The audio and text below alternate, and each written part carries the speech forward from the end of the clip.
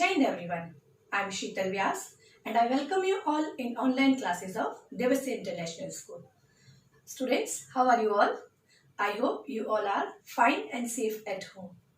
Today we are going to start a very interesting topic, that is reading comprehension. आप सभी को stories पढ़ना बहुत पसंद है और स्टोरीज जो हैं वो जनरली इन कॉम्प्रिहेंशन पैसेजेस में आती है. पैसेज का मतलब होता है अ शॉर्ट पैराग्राफ. अब रीडिंग कॉम्प्रिहेंशन में जैसे कि नाम से पता चल रहा है, मोस्ट इम्पॉर्टेंट टास्क हमारा जो है वो है रीड करना. हमने पिछली बार जो चैप्टर कंप्लीट किया था उसमें हमने पिक्चर्स को ऑब्जर्व किया था और वहां हमारे सामने स्टोरी नहीं थी. इन दैट केस ये थोड़ा इजी है हमारे लिए. यहाँ पर हमें एक पैराग्राफ या एक स्टोरी दी है, हमें उस स्टोरी को पढ़कर फिर उस पे बेस्ड क्वेश्चन आंसर्स देने हैं, क्वेश्चन के आंसर्स देने हैं. हम ऐसा समझ सकते हैं जैसे कि चैप्टर हमारे सामने ओपन है और फिर हमें उसके आंसर्स लिखने हैं. लेकिन एक्चुअली इस क्वेश्चन को सॉल्व करते समय हमें बहुत सारी बातों का ध्यान रखना होता है. तो so many points are there to be taken care of और मैं आपको वन बाय वन उन्हें एक्सप्लेन करने की कोशिश करती हूँ. So what is the first point? The first point is read the passage fairly quickly to get a general idea. सबसे पहले जब हमारे सामने कोई पैसेज आता है तो उसको एक बार नॉर्मली जैसे रीड करते हैं आप उसको रीड कर लीजिए. रीड करने से आपको उसका एक जनरल आइडिया पता चल जाता है. इस तरह की रीडिंग को कहते हैं स्किम्ड रीडिंग, यानी आपने सिर्फ उसको एक ही बार में पढ़ा, आपने उसे पूरी तरह समझा नहीं, लेकिन आपको उससे इतना आइडिया आ गया कि ये पैराग्राफ किस टॉपिक पे बेस्ड है. सो इस तरह से हमें उसका जनरल आइडिया पता चल जाएगा. Now what is the next step? Now read the questions and find what you are expected to answer.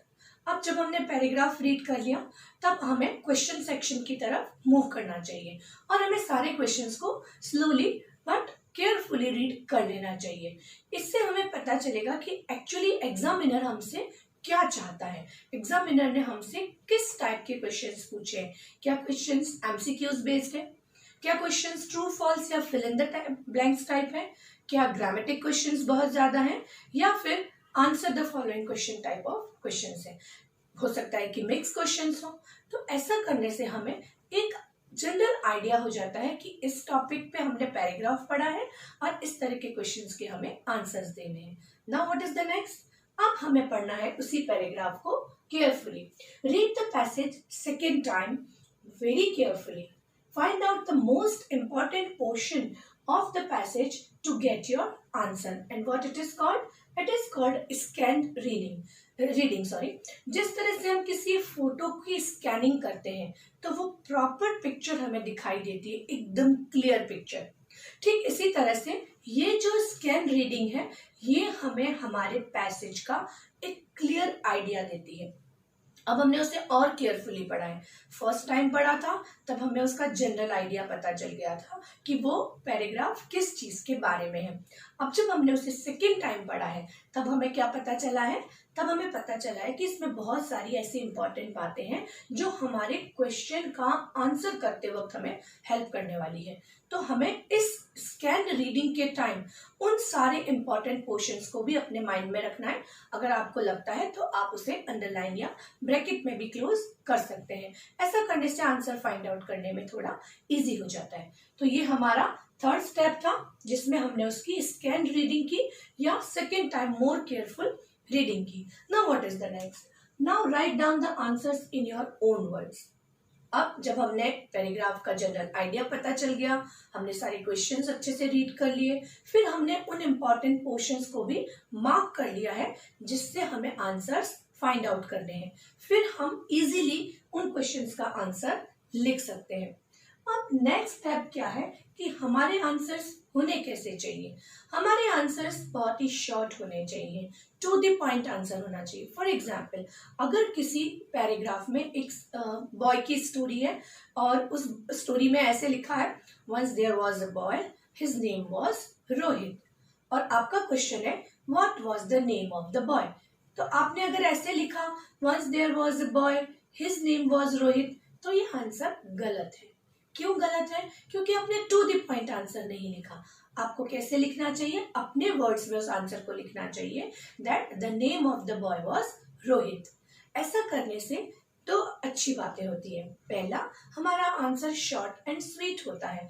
Short and sweet से मेरा मतलब है कि टू द पॉइंट आंसर होने से हमें अननेसेसरी बातें लिखने से हम बच जाते हैं। दूसरी बात, जब हम कभी भी आंसर लिखते हैं तो उस आंसर से क्लियर आइडिया आना चाहिए कि आप कहना क्या चाहते हैं। तो याद रखेंगे, हमारा आंसर हमेशा हमेशा ही शॉर्ट होना चाहिए, टू द पॉइंट होना चाहिए, बट रिमेम्बर वो कंप्लीट होना चाहिए। हम सपोज इस क्वेश्चन में जैसे कि मैंने पूछा था what was the name of the boy, तो आप वन वर्ड में अगर नहीं पूछा है, वन वर्ड में पूछा है that is a different thing, लेकिन अगर वन वर्ड में नहीं पूछा है तो आप सिर्फ रोहित नहीं लिख सकते, आपको कंप्लीट सेंटेंस लिखना चाहिए, तब आपको मार्क्स अच्छी मिलते हैं। और आपका जो पैसेज है, आपका जो पैराग्राफ है, वो आप कंप्लीटली समझ पाए हैं, ये आइडिया भी आपके टीचर को मिल जाता है। तो मैं एक बार रिवाइज करती हूँ। सबसे पहले जैसे ही पैराग्राफ हमारे सामने आता है, हमें उसे एक जनरल रीडिंग करनी है, जिसे हम स्किम्ड रीडिंग कहते हैं, ताकि हमें हमारे टॉपिक का जनरल आइडिया मिल जाए। और फिर हम क्या करेंगे, नेक्स्ट टर्न में नेक्स्ट पॉइंट हमारा रहेगा कि अब नेक्स्ट स्टेप है हमारा, हम सारे क्वेश्चंस रीड कर लेंगे। क्वेश्चंस रीड करने से क्या होगा कि हमें पता चल जाएगा कि एग्जामिनर हमसे क्या पूछना चाहते हैं। नाउ फिर हम करेंगे स्कैन्ड रीडिंग, यानी this reading is very important because now you are carefully read the paragraph. अब आप पैराग्राफ को बहुत केयरफुली रीड करेंगे और उन पोर्शंस को मार्क करने की कोशिश करेंगे जिसमें से आपके आंसर्स को जिसमें से आप क्वेश्चन का आंसर इजीली फाइंड आउट कर पाएंगे। Then what is the next step, फिर आप अपने उन सभी क्वेश्चंस के आंसर्स को अपने वर्ड्स में लिख लेंगे। Don't forget to double check, जब भी कभी हम क्वेश्चन का आंसर लिखते हैं तो हमें उन आंसर को एक बार जरूर से फिर रीड कर लेना चाहिए, ताकि हमें हमारी मिस्टेक पता चल जाए। फिर उसके बाद में जो मेन पॉइंट है वो ये है कि हमारे आंसर शॉर्ट होने चाहिए, टू द पॉइंट होने चाहिए, बट कंप्लीट होने चाहिए। So it was the process how to solve this question, that is reading comprehension. अब हम क्या करेंगे, जैसे हमने पिछली बार पिक्चर कॉम्प्रिहेंशन में कुछ लेवल के थ्रू सीखा था, पहले easy then a little bit difficult, और फिर हमारे ग्रेड की तरह जो हमारा एकदम एक्चुअल जो हमारा लेवल है उस पे बेस्ड हमने कॉम्प्रिहेंशन किए थे। इस बार भी हम ऐसा ही करते हैं, स्टार्ट करते हैं कुछ इजीएस्ट कॉम्प्रिहेंशन से जिन्हें हमें रीड करना है, और फिर उन्हें इन्हीं स्टेप्स के थ्रू हमें उसको सॉल्व करने की कोशिश करेंगे।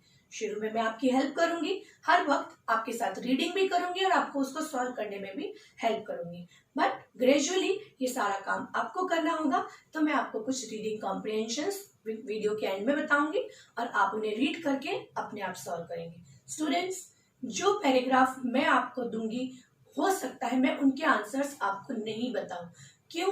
क्योंकि अगर मैं आंसर्स बताती हूँ तो most of the students wait करते हैं और उसको सॉल्व नहीं करते हैं। वेट करते हैं कि जब मैम आंसर सेंड करेंगे तब हम अपने आप उसको सॉल्व कर लेंगे। This is wrong. मैं जब आपको आंसर सेंड करती हूँ तब आप उसको देखकर उसको कॉपी डाउन करके लिखने की कोशिश करते हैं। इसलिए मैं जो पैराग्राफ आपको लास्ट में दूंगी उसके आंसर्स मैं आपको नहीं बताऊंगी और आपको अपने आप उन आंसर्स को सीखने की कोशिश करनी है। हाँ, अगर कोई प्रॉब्लम हो तो आप वो मुझसे कभी भी पूछ सकते हैं। लाइव लेक्चर में हम मिलते हैं तब भी आप मुझसे उन क्वेश्चंस का सॉल्यूशन पूछ सकते हैं। Okay, so let us move to the paragraph reading. At first, we will read the paragraph and then we will try to find out the answers of the questions step by step. So students, here we are going to do a skimmed reading. So let me read it for you. It is Diwali today. It is a festival of lights. Meenu's brother Kunal and their father have cleaned the house. Her mother has cooked special food. Everyone is wearing new clothes. Meenu is wearing a new dress. She draws a rangoli in front of the house. Kunal decorates the house with clay lamps and candles. Her friends burst firecrackers. Meenu doesn't like firecrackers because they make noise and produce harmful smoke. Her mother is giving sweets to all. Today everyone is very happy. So what we have done? अभी हमने क्या किया? Skimmed reading, यानी एक reading कर ली जिससे हमें पता चल जाए कि ये पैराग्राफ किसके बारे में है. And I hope you got the idea. Yes, ये पैराग्राफ है दिवाली फेस्टिवल के बारे में. और यहाँ पर क्या बताया है कि मीनू जो एक गर्ल है उसके फैमिली दिवाली कैसे सेलिब्रेट कर रही है उसका हमें आइडिया दिया है. Now what is the next? अब हमें एक बार क्वेश्चन सेक्शन को चेक करना है ताकि हमें पता चले कि किस तरह के क्वेश्चंस हमसे पूछे जाने वाले हैं. So let us move to that section. So here you can see that the first question is tick the correct option. That you can see. Now second question is true and false type of question. तो हमें क्या पता होना चाहिए? हमें reading करते वक्त ये ध्यान रखना होगा कि अगर MCQs पूछे जाएंगे तो कौन सा ऑप्शन करेक्ट होगा. ट्रू फॉल्स पूछे जाएंगे तो इसका मतलब हमें स्टोरी की पूरी नॉलेज होनी चाहिए पैराग्राफ की, ताकि हम कौन सा स्टेटमेंट करेक्ट है और कौन सा रॉन्ग उसको बता सकें. Now what is the next? Now the next one is fill in the blanks. तो fill in the blanks क्योंकि रीडिंग जब हम करेंगे तो पैराग्राफ हमारे सामने होगा, तो हम उस पैराग्राफ में से ही इन वर्ड्स को फाइंड आउट करके लिखेंगे. The next question that is fourth one is right antonym for the following from the paragraph. अब यहाँ पर क्या ज़रूरी है? यहाँ पर ज़रूरी है कि हमें सबसे पहले तो डार्क, अगली और बिटर, इन वर्ड्स का मीनिंग आना बहुत ज़रूरी है. यहाँ पर इस पैराग्राफ में डार्क, अगली और बिटर हैं. डेफिनेटली किसी और पैराग्राफ में कुछ और वर्ड्स पूछे जाएंगे, लेकिन कहने का मतलब ये है कि हमारी वोकैबुलरी बहुत साउंड होनी चाहिए. We should learn so many words every day, ताकि हमें नए नए वर्ड सीखने को मिले.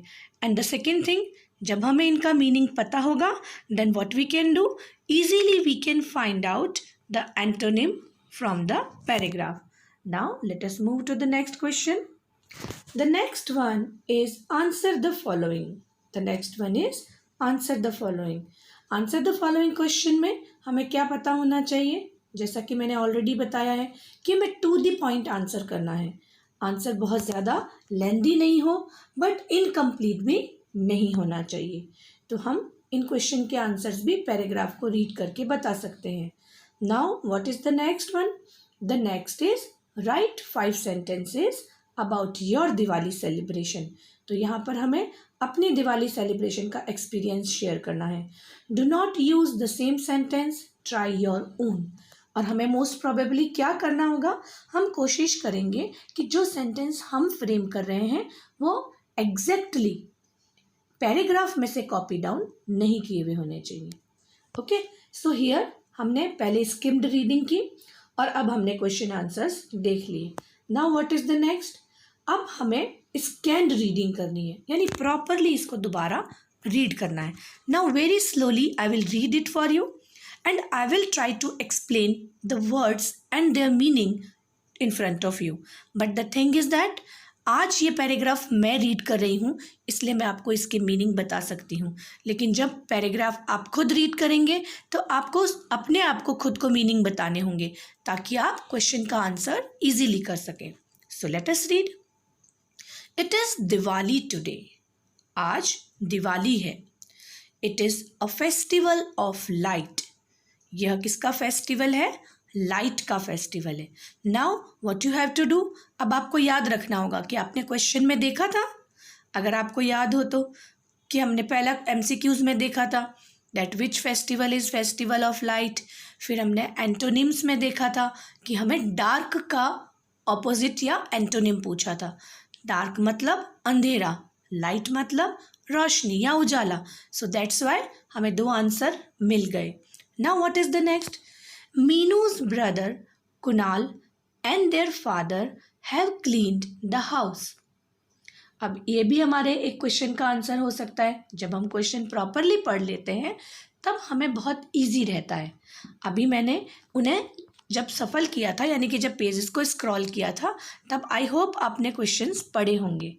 जब आप एक्चुअली किसी भी रीडिंग पैराग्राफ को या रीडिंग कॉम्प्रिहेंशन को सॉल्व करेंगे तब एक एक क्वेश्चन को ध्यान से पढ़ेंगे और फिर आप स्कैन रीडिंग करेंगे तो आपको बहुत इजीली आंसर मिल जाएंगे. So again I am just going to read. It is Diwali today. यह दिवाली है यानी आज दिवाली है. It is a festival of light. यह रोशनी का फेस्टिवल या त्यौहार है. Meenu's brother Kunal and their father have cleaned the house. Meenu का जो भाई है कुणाल और जो उन दोनों के पापा हैं उन दोनों ने मिलकर क्या किया है, घर को साफ किया है. Her mother has cooked special food. और उसकी मम्मा ने स्पेशल फूड बनाया है. दिवाली पर अलग अलग तरह की मिठाइयाँ बनती हैं, तरह तरह का खाना बनता है. That is a special food. Everyone is wearing new clothes. जब हम दिवाली का फेस्टिवल सेलिब्रेट करते हैं तो सभी नए कपड़े पहनते हैं. तो उन्होंने भी सबने नए कपड़े पहने हैं. Meenu is wearing a new dress. जब सबने नए कपड़े पहने तो मीनू ने भी क्या पहन रखा है, एक नई ड्रेस पहन रखी है. She draws a rangoli in front of the house. Meenu ने क्या बनाया है, घर के सामने एक रंगोली ड्रॉ की है. Kunal decorates the house with clay lamps and candles. और कुणाल जो कि मीनू का भाई है उसने घर को किससे सजाया है, क्ले लैम्प से यानी मिट्टी के दियों से और कैंडल से सजाया है. हर friends burst crackers, fire crackers. उसके दोस्तों ने, मीनू के दोस्त क्या कर रहे हैं, फायर क्रैकर्स बर्स्ट कर रहे हैं या जला रहे हैं.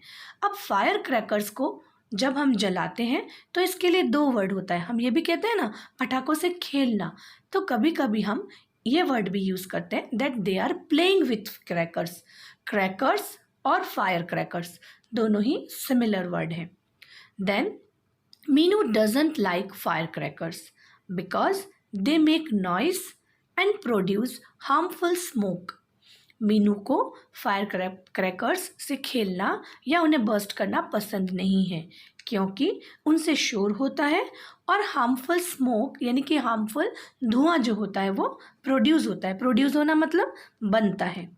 हर mother is giving sweets to all. और उसकी मम्मी ने क्योंकि स्पेशल खाना बनाया है, बहुत सारी स्वीट्स बनाई हैं, तो वो सबको स्वीट दे रही हैं. Today everyone is very happy. और आज सभी बहुत खुश हैं. आई होप जब हमने यही पैराग्राफ सेकेंड टाइम पढ़ा तो ये और अच्छे से हमारे सामने क्लियर हो गया. Now we will give the answers to the questions. So here let us read one by one all the questions and then try to give the answers. The first is tick the correct option or tick the correct answer. Which festival is a festival of light? अब आपने अभी paragraph में सुना था कि it is Diwali today and it is a festival of light. तो कौन सा फेस्टिवल होता है लाइट का? Diwali. So let us read the option. Holi, Christmas and Diwali.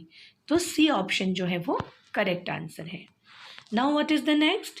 Who has cooked special food? Do you remember that?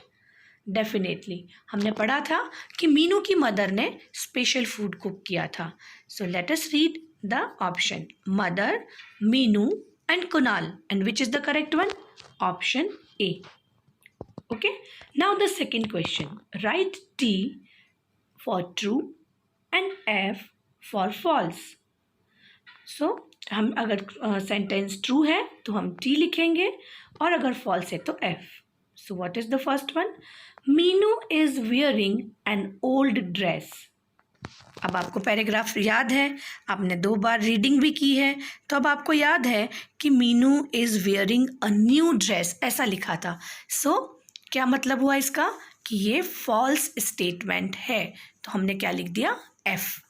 Wrong statement या false statement के लिए हमने एफ लिखा. नाउ कुणाल, सेकेंड सेंटेंस है, Kunal draws a rangoli in front of the house. क्या रंगोली कुणाल ने draw की थी? नो. रंगोली किसने बनाई थी? मीनू ने बनाई थी. That's why this is also a false statement. तो इसमें भी हमने एफ लिख दिया. Now next one. Here one more true false is there. So let me read it. Firecrackers make noise and produce harmful smoke.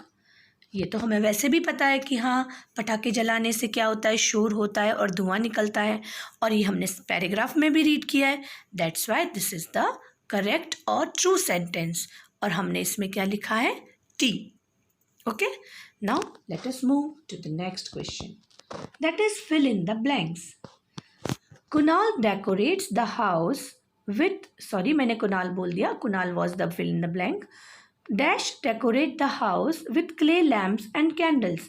और हमने क्या पढ़ा है, किसने किया था डेकोरेट, कुणाल ने किया था।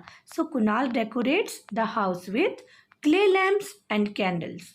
आपने क्वेश्चन सेक्शन पढ़ा है तो आपको भी पता होगा, आपको आइडिया है कि कौन से वर्ड का ब्लैंक उसमें पूछा गया था। तो सेकंड में ब्लैंक था, her mother is giving dash to all. तो क्या दे रही थी उसकी मम्मा, स्वीट्स दे रही थी। That's why I have written her mother is giving sweets to all.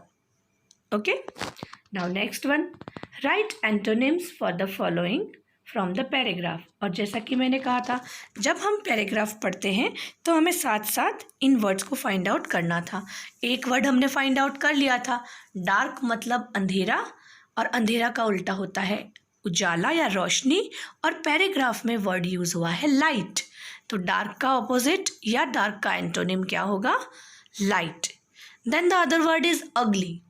अगली का मतलब होता है जो दिखने में सुंदर ना हो, यानी बदसूरत, बुरा दिखने वाला, और उसका ऑपोजिट होता है सुंदर या खूबसूरत। बदसूरत, खूबसूरत, और खूबसूरत या सुंदर को क्या कहते हैं इंग्लिश में, ब्यूटीफुल। और हमने पढ़ा है ब्यूटीफुल रंगोली।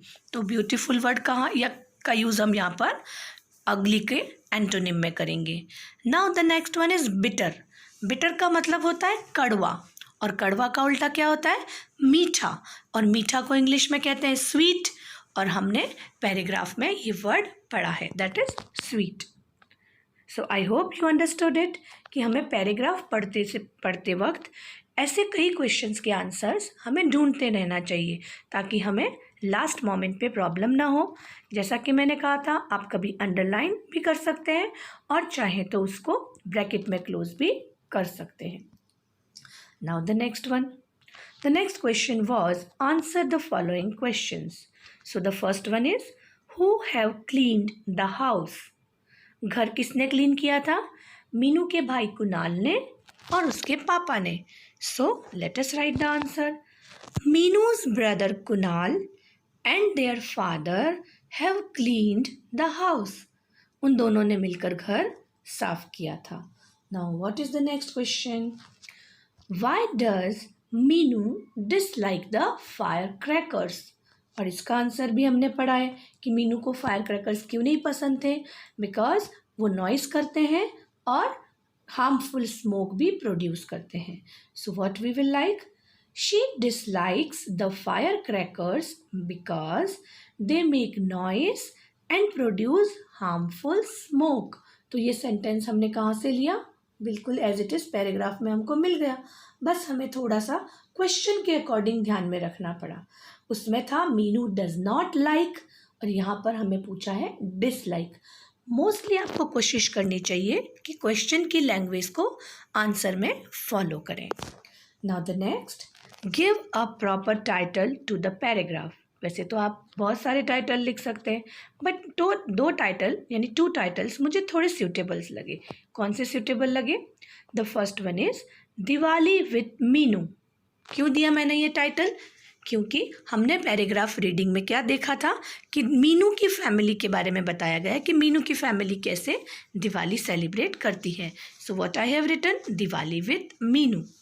दूसरा क्या हो सकता है, क्योंकि इसमें बताया है कि दिवाली जो है फेस्टिवल ऑफ लाइट है, और उन्होंने ये भी बताया है कि जो कुणाल है मीनू का भाई, वो क्या करता है, क्ले लैम्प और कैंडल भी लाइट करता है, फायर क्रैकर्स भी बर्स्ट किए जाते हैं, means everywhere light is there. So we can just give one more title, that the festival of light. ज़रूरी नहीं है कि आपका और मेरा टाइटल सेम हो सकता है आपको इससे भी सूटेबल इससे भी सूटेबल टाइटल मिले, but the main thing is जब भी हम टाइटल देते हैं किसी भी पैराग्राफ को, तब हमें उस पैराग्राफ की मेन थीम को नहीं भूलना चाहिए। और इस पैराग्राफ की मेन थीम क्या है, Diwali. So please try to keep the same theme. Now, next question, write 5 sentences about, sorry it is wrongly written, यहाँ पर अबाउट होगा ABOUR लिखा है, प्लीज़ आप इसको चेंज कर ABOUT कर लीजिए, बाय मिस्टेक यहाँ पर R लिखा है, PDF में आपको ये करेक्ट मिलेगा. So it is ABOUT. So let me read again. Write 5 sentences about your Diwali celebration. Do not use the same sentences. Try your own. यही क्वेश्चन था और अब हमें क्या कोशिश करनी है कि हम सेम सेंटेंस यूज़ नहीं करेंगे, ट्राई करेंगे कि नया सेंटेंस बनाएं. आपको अपनी दिवाली सेलिब्रेशन याद ही होगा. So I have written some sentences for you. आप अपना एक्सपीरियंस भी इसमें शेयर कर सकते हैं, बट डोंट फॉरगेट हमें सिर्फ 5 सेंटेंस लिखने हैं. So what is the one? First one, Diwali is the main festival of our country. Second, people cleaned and decorate their house for Diwali. Third, they wear new clothes on this festival.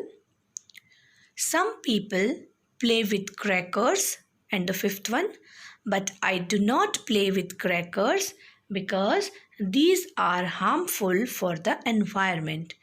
Now see, हमने वही sentence लिखे हैं, यानी हमारे sentence का meaning वही है जो कि पैराग्राफ में जो सेंटेंस लिखे हैं उनका मीनिंग है, लेकिन हमारी सेंटेंस की फॉर्मेशन जो है वो एकदम अलग है.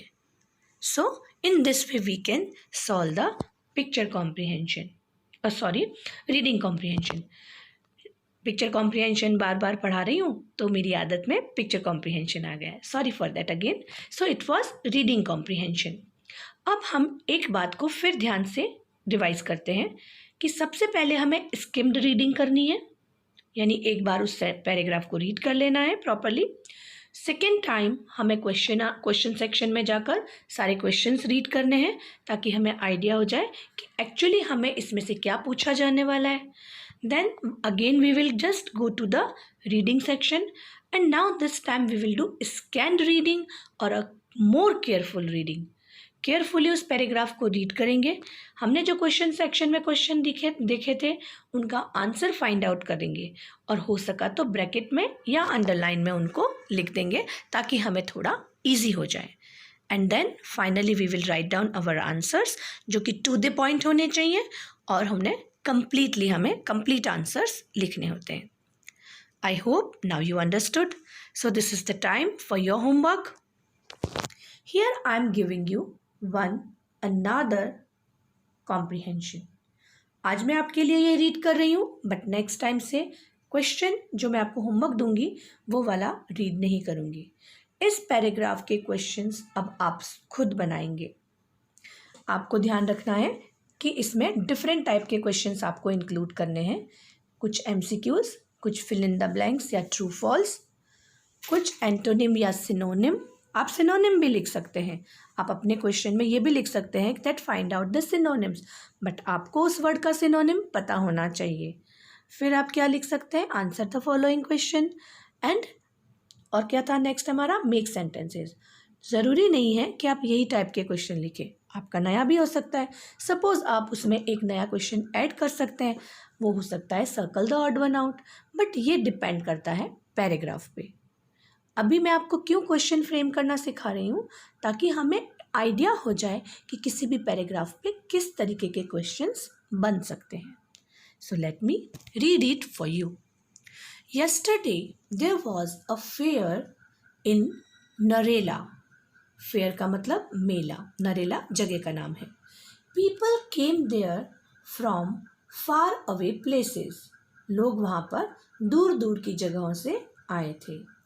There were many shops and stalls. वहाँ पर मेले में बहुत सारी शॉप्स और स्टॉल्स थी. People were buying and selling things. लोग वहाँ पर चीज़ें खरीद रहे थे और बेच रहे थे. There were shops selling sweets, clothes and toys. और उन शॉप्स पे क्या क्या बिक रहा था, क्या बेच रहे थे लोग? स्वीट्स थी यानी मिठाइयाँ, क्लोथ्स और टॉयज भी थे. Children bought toys from the shops. लोगों ने क्या किया, मेले में क्या खरीदा शॉप से, सॉरी बच्चों ने क्या खरीदा, टॉयज खरीदे। आप भी मेले में जाते हैं, टॉय शॉप पर टॉय खरीदते हैं, तो मेले में बच्चों ने टॉय शॉप से टॉयज खरीदे। They went for a ride on the merry go round. आपको पता है ना, फेयर में मैरी गो राउंड होता है, तो बच्चे कहाँ पर गए थे राइड करने के लिए, मैरी गो राउंड पे गए थे। और दूसरे बच्चे कहाँ गए थे, some children went on the giant wheel, और कुछ बच्चे जाइंट व्हील के ऊपर राइड के लिए गए थे। They sat on seats attached the wheel, और वो कहाँ पर बैठ गए, उस जाइंट व्हील से अटैच जो सीट्स थी उस पर बैठ गए थे। As the giant wheel turned they shouted in joy and fear. आप भी ऐसा ही करते हैं, जैसे ही जाइंट व्हील स्टार्ट होता है जोर से शाउट करना शुरू करते हैं, because out of the Joy and fear, कुछ आपको खुशी हो रही होती है और कुछ आपको डर लग रहा होता है। There were camel rides, elephant rides and horse rides too. वहाँ पर क्या था, उस फेयर में कैमल राइड्स भी थी, एलिफेंट राइड्स भी थी और हॉर्स राइड्स भी थी। People had a good time, लोगों ने बहुत अच्छा टाइम वहाँ पर स्पेंड किया। दे रिटर्न्ड होम, और फिर वो घर आ गए। अब यहाँ पर मैं इस पैराग्राफ को 2 मिनट्स के लिए स्क्रीन पे रखती हूँ और एक्सपेक्ट करती हूँ कि आप इसे जोर से पढ़ेंगे। At home you will read it allowed, जोर से पढ़ेंगे। ओके, सो मैंने स्क्रीन को 2 मिनट्स के लिए यहाँ पर पॉज किया है, फिर थोड़ी देर में मैं स्क्रॉल करके नेक्स्ट स्क्रीन पे पॉज करूँगी।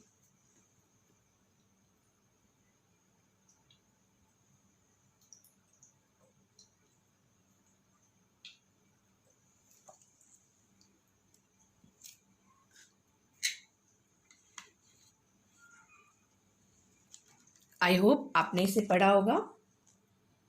नाउ अब मैं स्क्रीन को थोड़ा स्क्रॉल अप करती हूँ। Now read this one.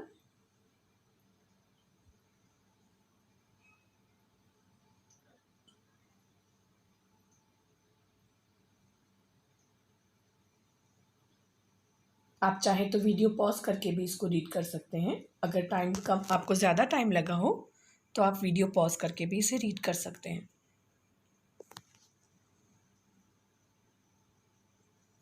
I hope आपने रीड किया। This is the next screen.